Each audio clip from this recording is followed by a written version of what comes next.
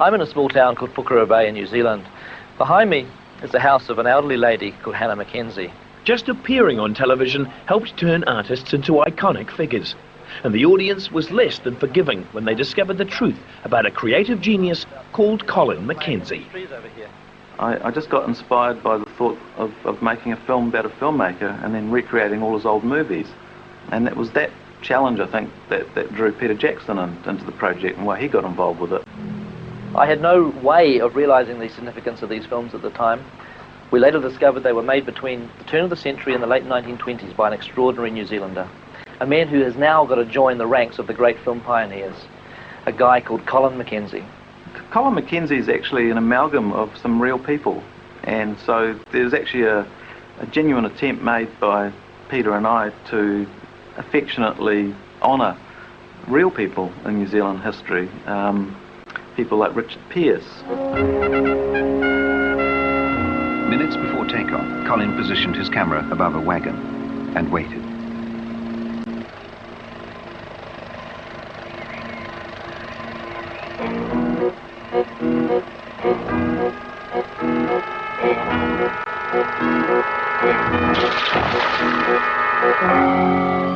I had the privilege of shooting Colin Mackenzie's footage, so it was my eye, you know, pretending to be Colin Mackenzie, and it was quite fun, you know, finding ways to make it feel authentic, I guess, even though it was complete bullshit.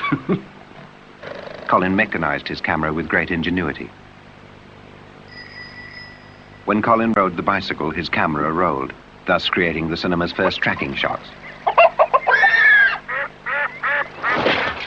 So we got carried away with all that, and I think we underestimated the effect that the actual hoax would have. So of course it was genuine shock and consternation on my part when we found that people actually believed it, and then got really, really angry when they found out that they'd been had. You know, we're a small nation, and we like to think that we punch above our weight, and we like to jump onto the coattails of the heroes that we see emerge.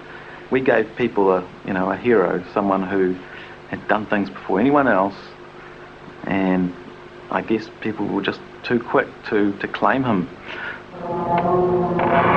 But television hasn't always been about icons, real or imagined. It's